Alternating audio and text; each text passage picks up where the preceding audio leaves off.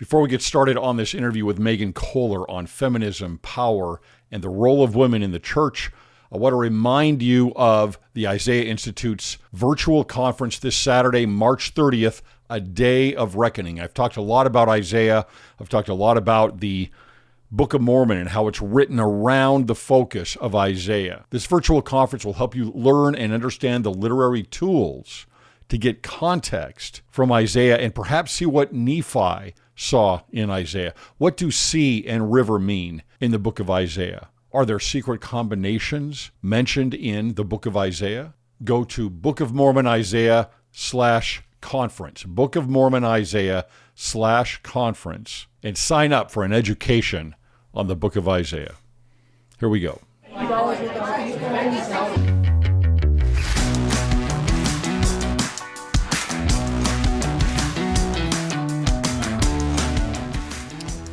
All right, welcome to Cwic Show. My name is Greg Mattson, and I am your host. In this episode, we've brought on Meagan Kohler, frequent contributor to Deseret News and to Public Square Magazine. Meagan, welcome to the show. Thank you so much for having me.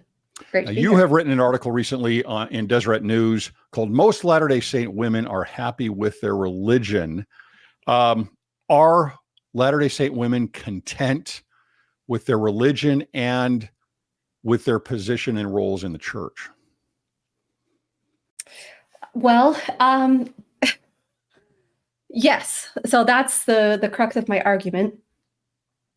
And I think that this, the reason why there's been so much response to this article is because most of the information that people have about how women feel in the church comes from online voices.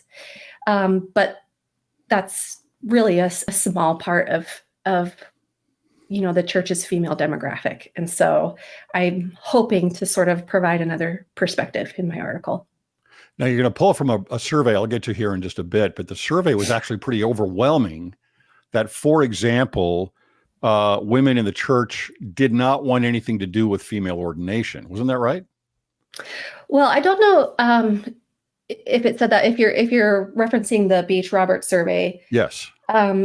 It basically only asked, it kind of stated like, women should be ordained to the priesthood, or agree or disagree. And so that 1 in 5 number is the number who indicated any amount of agreement with the idea that women should be ordained. And that, to be clear, is men and women. That 1 in 5 number is men and women. It's men and women. But Yes. the women, it seemed to me, unless I read it wrong, the women seem to actually be at a higher clip than the men in not agreeing with female ordination. So I think that comes from a survey that was done earlier. And I don't know very much about that survey, and that one wasn't done by members of the church, if I recall correctly. And according to that survey, I think that was the Pew survey. Yeah. Yeah. According to that survey, more women were against female ordination than men were. So yeah. And that kind of goes right to the way you one. open up your article, which is, if you try to understand the church through the prism of power, it will never make sense to you. And I think that really is the crux of it. We talk a lot about critical theory, for example, on this podcast, and this worldview that we're moving into in society is exactly what you're discussing here when you're talking about the power dynamics. And so if I'm looking through a prism of power, then as you state, I'm always looking at, well, what am I lacking? Not Yes. what do I have? Or Yes. am I making a comparison to men and their roles, even if they are not even roles of power necessarily? Yes. I think that's right. I think that it invites comparison, and there's this sense in which if somebody else has something, then that means that I don't. That's what it means, I think, to understand things through the lens of power dynamics. And so, I think that lens just filters out a lot of things about life and about the church. And so I think it's not a very helpful way of trying to understand the church's structure.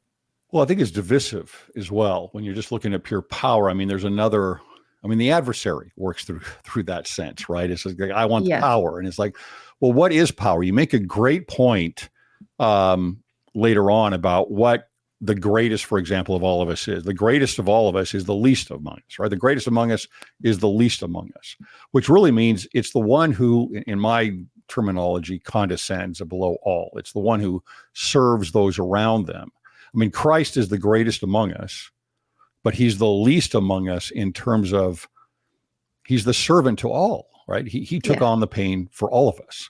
So it's just the exact opposite of saying, what is the power dynamic that exists in the church? Yes.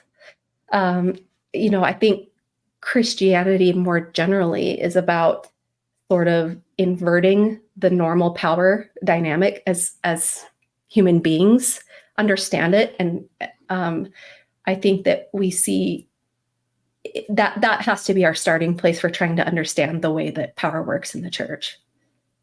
Yeah, I agree with that. Now, recently, I'm trying to remember what it was. Was it the General Relief Society? Not General Relief Society, but there was a Relief Society.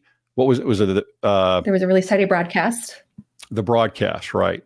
And Sister Dennis was talking about this whole issue of women's equality, empowerment, and happiness, etc.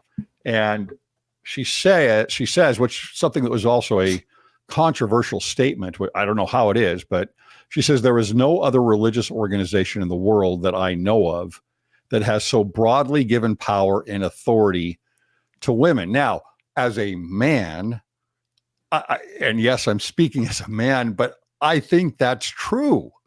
Yeah. I don't know any other religious organization where my wife would have run organizations, would have spoken from the pulpit, would have been able to serve in positions with great responsibility. Yes.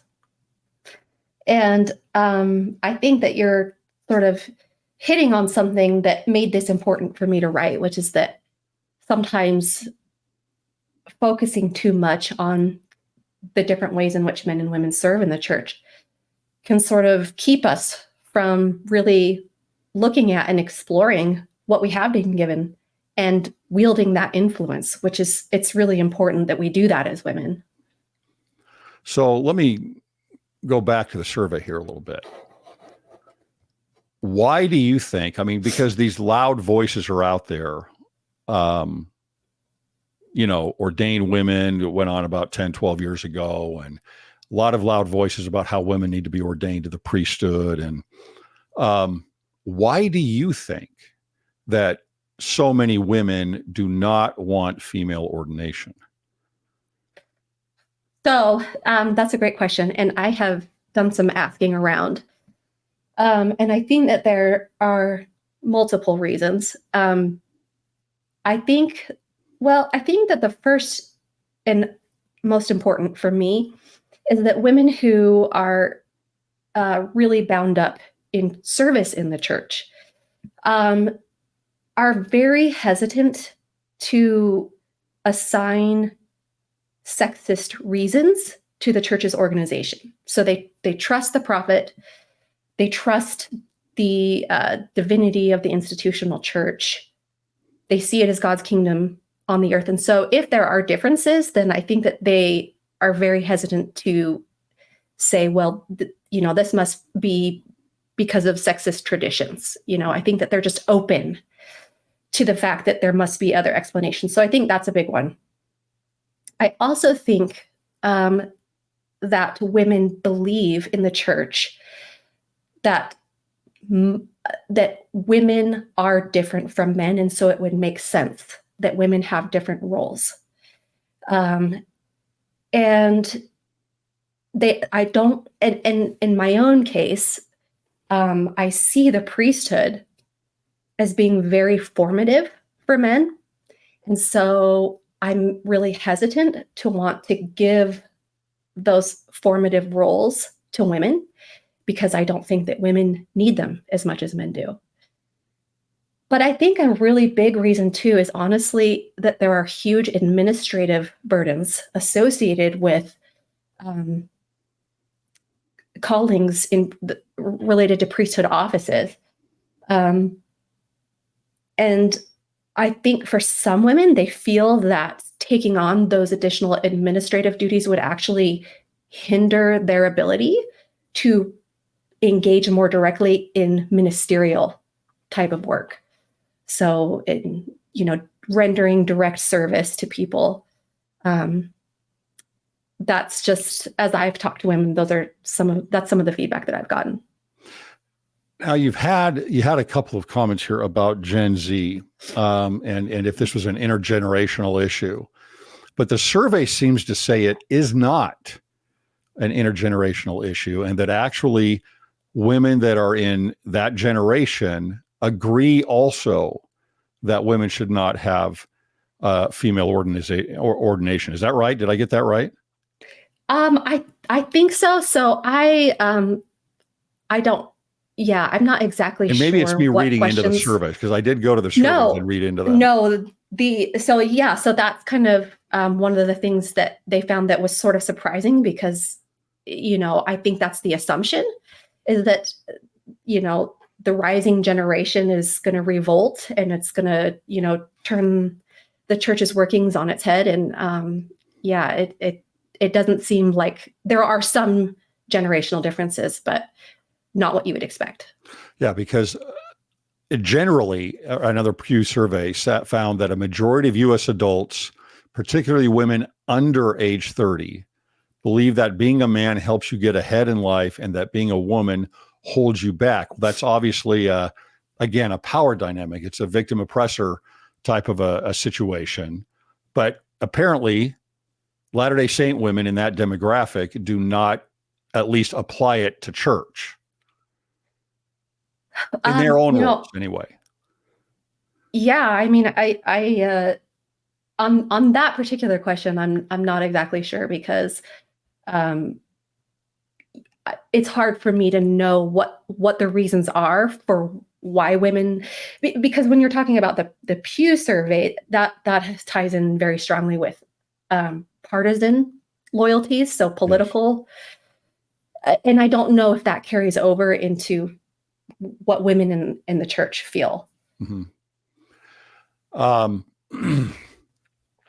So you use a term that I use a lot and love, and I wish more people would use this.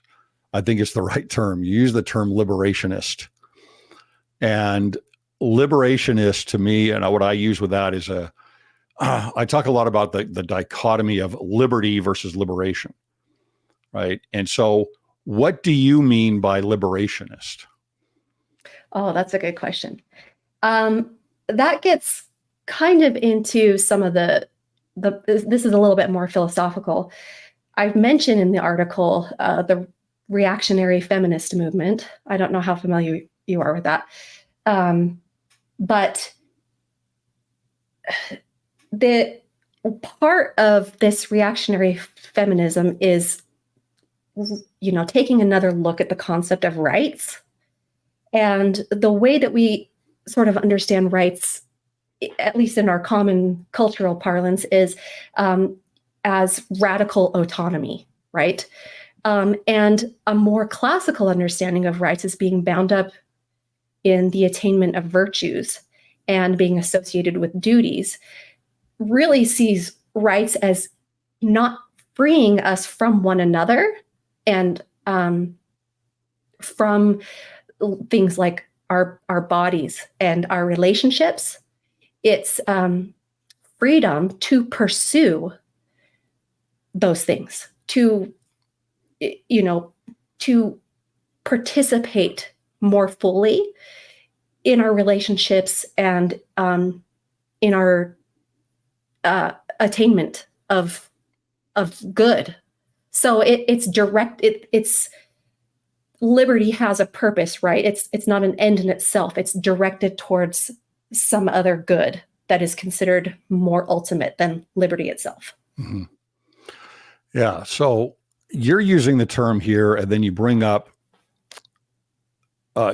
feminism, basically, or at least traditional feminism, especially probably third wave feminism. But you've got, you're liberating yourself. Women are liberating themselves from what is perceived, again, as a power dynamic from men. But as they do this, and I'm getting outside of the church here, but as they do this, they're actually just following the exact same standard that men have put in place to begin with. In other words, they're actually saying, well, we are upset about the dynamic that men have versus what women have in power, but we want to be more like them. And so we're going to become more like men. And that seems to be kind of the liberationist approach to, it's almost like, Meagan, like they're saying, I'm going to liberate myself from womanhood. Yes. Yes, I think that's the exact critique that reactionary feminism makes, is that traditional feminism has sort of tried to, just like you said, free women from being women. And it hasn't worked because it's not possible, because our embodiment as women is a fact of reality. Our physical, biological, and emotional differences are they're incontestable. They exert, I don't want to say control, but they exert influence over our decisions, irrespective of the steps that we take to sort of to separate ourselves from those realities. You reference here Louise Perry, who I follow a lot, and I've read her books. And then you've got Mary Harrington here that you're quoting from. And she says that she's defining reactionary feminism as feminism that seeks to honor women by accepting as given the things that make us human, our bodies and our relationships, as you said. Contrasting this with those who sometimes portray uniquely female physical and emotional characteristics as inconvenient impediments to full equality. How did we get here to this point? I don't understand the reasoning behind. I mean, it's this way in every way. I mean, all our differences of sexual orientation, of race, of gender, it's all part of the same thing to me. But liberating yourself again from womanhood, it just kind of removes the whole purpose of being feminine and being a woman in the first place. Yeah. Yeah. And Erica Bakioki and Mary Harrington kind of go into some of they sort of trace this understanding of women through first and second wave feminism. And there are a lot of things that I think have gone into this, but I think the big one is the sexual revolution. And that's, I think, one of the things that all of these, feminists that I'm referencing here are kind of united on is, wanting to disentangle the cause of womanhood from the sexual revolution. Which is anchored in marriage, really. I mean, as I see it, right? It's anchored in marriage. It's like you said, you bring up here that women bear a disproportionate amount of the burdens associated with uncommitted sex because you've got the baby, you've got the, who's providing, where is the support, et cetera. So, I mean, women are usually the gatekeepers, right, with this. Even in a more promiscuous society, the logic, the natural process is that women are going to bear the larger burden, not only physically and with responsibility, but even emotionally, I would say. Yes. And in fact, all the studies have shown that. Yeah. And so it's like, okay, if I'm going to liberate myself from being a woman, I'm going to be more like a man who's more promiscuous and has numerous different partners. And it doesn't biologically, when you get down to it, biologically, it just doesn't, it can't work the same way.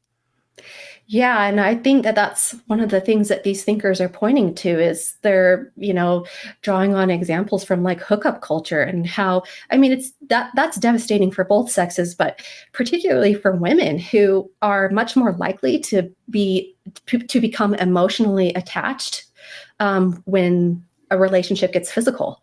And so, when we say that traditional feminism seems to be, serving male interests, that's really not even quite correct. It's that it's serving the worst men's interests. It's not Yes. good for anybody. They're picking the worst part of men to follow. Yeah. Yes. Yeah. No, it So makes sense.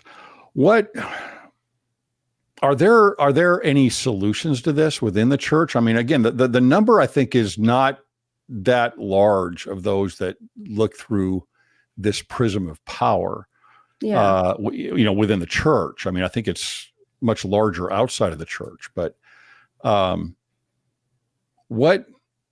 they're the loudest voices, and they seem to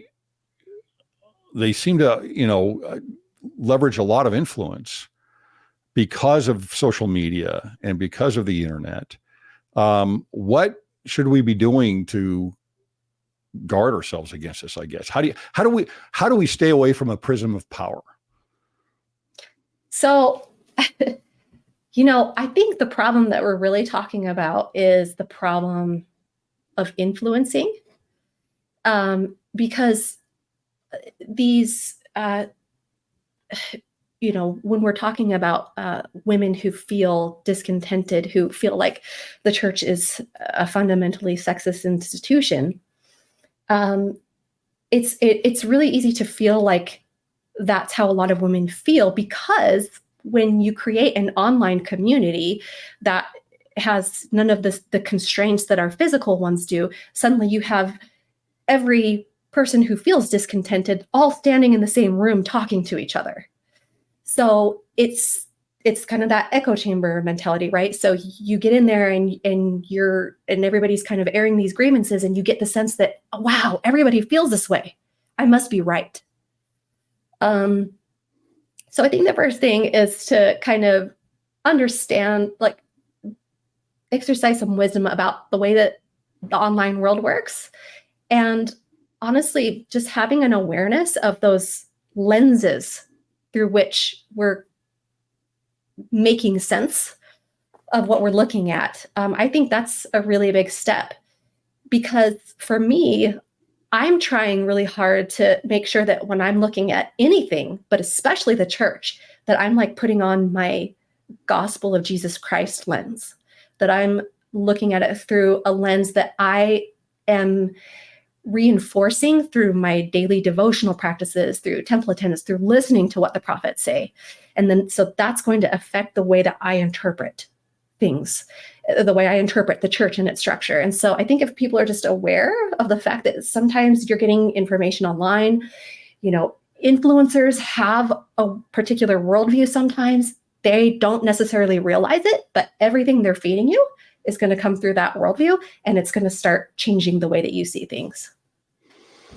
Do you sense at all that a message of the importance of motherhood is heading down a slippery slope at all, or are we okay there? In other words, what I mean by that is, it's talking about solutions and not looking through, being aware of these power dynamics. But seems to me that another one is if we lose the importance of motherhood in our message as a church, right, in our culture, that seems to me that would create a void for women in the church. And it does seem to me like we're kind of, I don't know, seems to me like we're missing that a little bit. Do you mean like in the church, or do you mean like in our wider culture? I mean both, right? I think it's both. Okay. I think it's especially outside of the church, obviously much more outside of the church, but even within the church, I think it's, I don't know. There's some hesitance maybe. Be affected by our society. We can't help but be affected by culture more broadly. Yes. And And I don't think there is any role more important than being a mother in my own eyes. I just don't think that there's anything more beautiful, more Christ-like, more important than what a mother does. And our society as a whole has just put this down so much, yeah. and lowered the role and the importance of women in place of liberationism, so to speak. Yeah, I agree. I also feel like mothering is the most important thing that I will do in this life. And um, I I think that too. I wish that we, I guess, gave more, that we celebrated a little bit more the process of bringing life into the world. I think that that is such a hugely important part of, well, life, but especially from an eternal perspective, especially, in the church where we sort of understand that we existed before and have to like be brought into this world. And so it's just a really awesome power that women have, this power of clothing spirits, in flesh and blood. That's a tremendously powerful thing that women do. Yeah. Are men given larger, more powerful roles in the priesthood? What am I asking here? Are they in positions of power over women? That's what I'm asking. Are men in positions of power over women in the church? And is that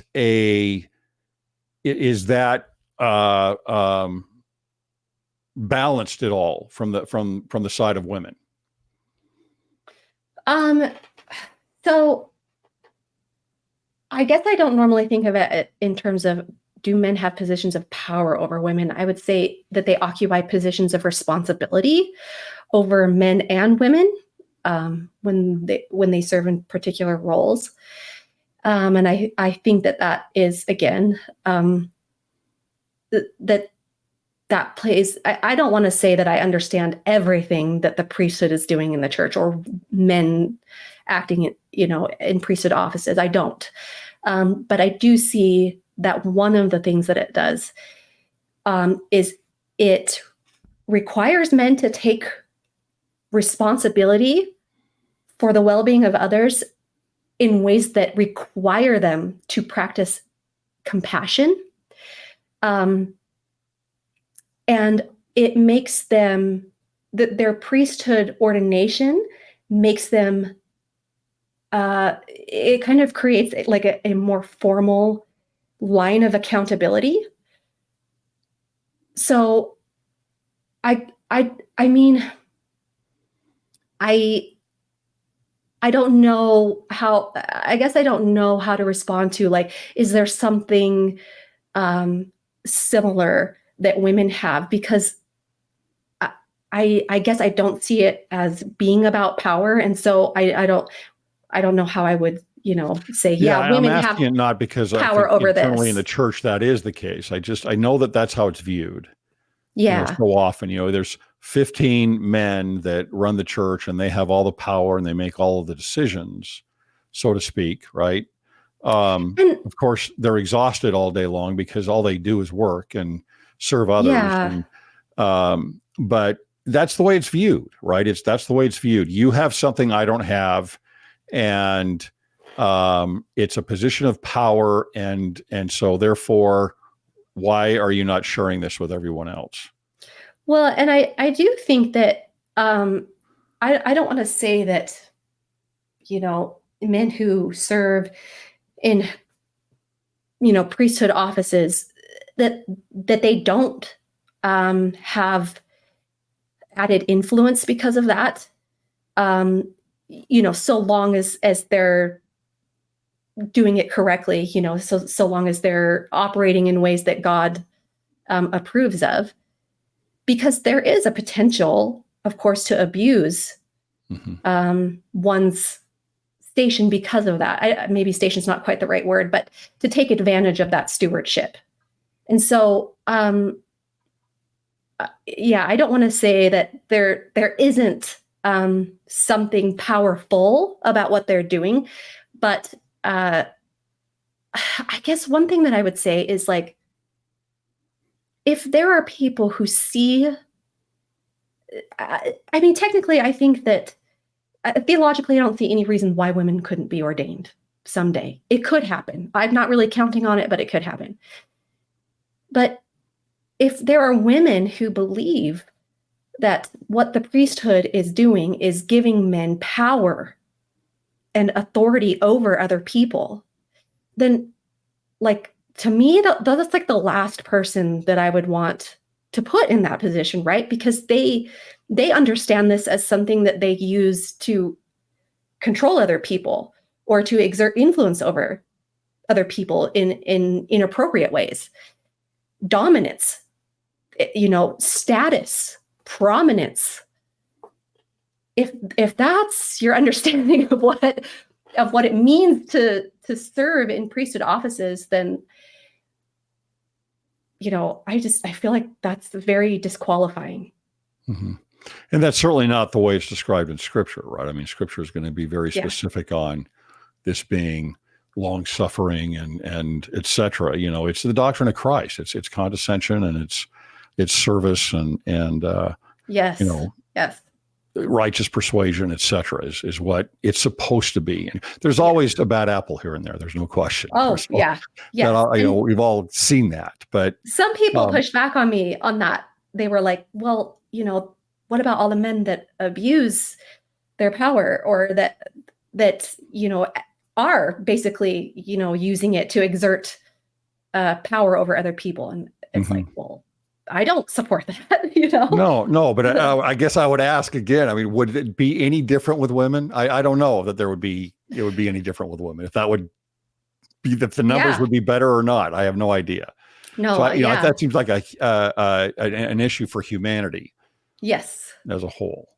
So, Meagan, my final question here is: are we going to be able to push off from society as it continues to go down the path of looking through a prism of power that is going to do nothing but divide us between men and women? Are we going to be able to have a message? And again, we can't dictate what the brethren do or what they say or anything else, and I support what they do. But as a culture, are we in a position to be able to not absorb all of this ideology?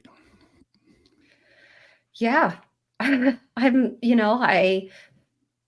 listening to the Relief Society broadcast, I came away from that feeling so optimistic and so inspired, because I do feel like these women are articulating a positive and powerful vision of womanhood. And I think that if we take that seriously, I see so many people dismissing these women, as treating them like they're shills for the patriarchy or something. And they're not listening. They're not listening to what these women are really saying and the vision that they're putting before us. And to the extent that we do, yes, I think we will be able to transcend all of the toxic cultural influences that would separate us from God and his power. Great. Well, I appreciate you coming on. I'd like to bring you on another time as well. Thanks for being here. Thanks for having me.